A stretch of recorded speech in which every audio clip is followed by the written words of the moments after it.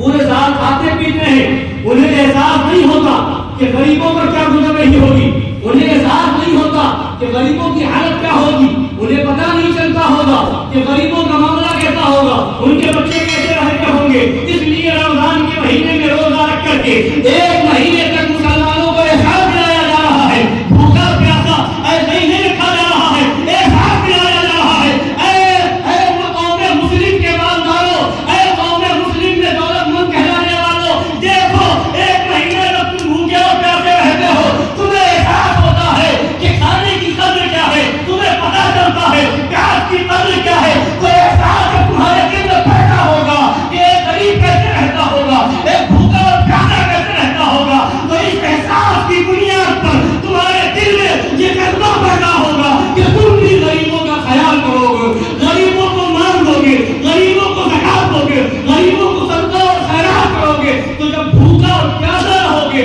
تو تمہارے اندر احساس پیدا ہوگا کہ غریب کیسے رہتا ہوگا، ایک فقیر کیسے رہتا ہوگا، تو ان کی ہمدردی تمہارے اندر پیدا ہو۔ اس لیے رمضان مبارک کے مہینے میں یہ روزہ بھی فرض کر دیا گیا۔ اور زکات تو ہر مالدار پر صاحب نصاب پر فرض ہے، زکات فرض ہے، زکات 2.5% نکالنا ضروری ہے، اور اس کے جو شرائط اور اس کی تفصیلات ہیں وہ تو انشاءاللہ بیان کیا بھی تھا، پھر انشاءاللہ بیان کریں گے۔ مگر بتانا یہ ہے کہ خدا کی قدرت کو دیکھیں آپ، نبی کی رحمت کو دیکھیں آپ کہ غریبوں سے کیسی محبت ہے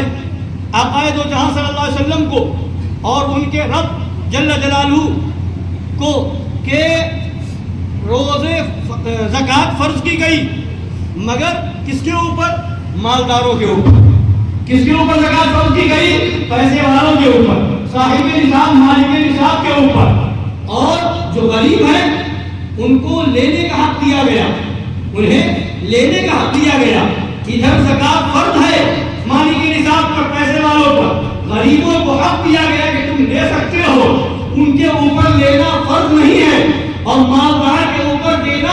فرض ہے، وہاں لینا فرض نہیں ہے، انہیں حق ہے، وہ چاہے تو لے چاہے تو نہ لے۔ یعنی شریعت کا قانون یہ بتا رہا ہے کہ تم پر فرض ہے تم زکات دو۔ حال کیا ہے؟ کچھ لوگوں کا حال یہ ہے کہ غریبوں کا تعاون کر دیا، غریبوں کو پیسہ دے دیا، تو یہ سمجھے زکات کا پیسہ دے کر کے کہ ہم نے احسان کر دیا، ہم نے ان کے اوپر بھلائی کر دی، تو احسان نہیں کیا ہے، یہ تو آپ کے اوپر لازم تھا کہ آپ 2.5% زکات نکالو، اگر نہیں نکالو گے تو گنہگار کہلاؤ گے، اگر نہیں نکالو گے تو خدا کے وہاں جواب دینا ہوگا، تو یہ تو تم پر فرض ہے، تمہیں دینا ہوگا، نہیں دو گے گنہگار ہوگے، اور غریب کے اوپر لینا فرض نہیں ہے، وہ لے لے تو تمہارے اوپر احسان ہے، ان کا لینا تم پر احسان ہے، وہ نہیں دے گا تو گنہگار نہیں ہوگا، تم نہیں دو گے تو گنہگار ہو جاؤ گے۔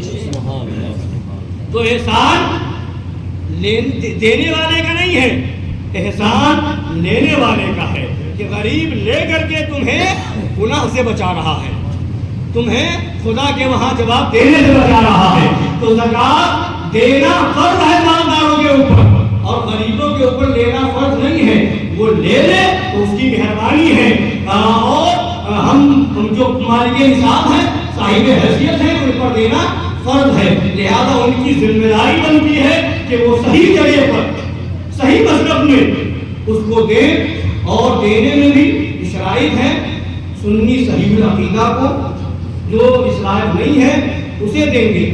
اگر کسی بدمذہب کو دے دیا، کسی وہابی کو دے دیا، کسی دیوبندی کو دے دیا، یا کسی ایسے مدرسے میں دے دیا جو وہابیوں کا مدرسہ ہو، دیوبندیوں کا مدرسہ ہو، یا جہاں سے غلط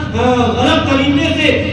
غلط عقیدہ بیان کیا جا رہا ہو، ایسی جگہ جیسے اس زمانے میں دعوت اسلامی ہے یا سنی دعوت اسلامی ہے یا تبدیلی ذہن کے لوگ ہیں، اگر ایسی جگہ بھی دو گے تو صحیح معنوں میں زکات ادا نہیں ہوگی، اور غلط عقیدے والوں کے وہاں تمہارا پیسہ جائے گا، تو تمہارے پیسے کے ذریعے سے غلط عقیدے کا بڑھاوا ہوگا، تو اس کے ذمہ دار تم بھی ہوگے۔ لہذا زکات دینے سے پہلے اگر کسی غریب کو دو تو یہ خیال رکھو کہ وہ غریب سنی صحیح العقیدہ ہے یا نہیں ہے، اور اگر کسی مدرسے میں دو تو وہاں یہ خیال رکھنا ہوگا کہ وہ مدرسہ حسینی مدرسہ ہے یا یہودی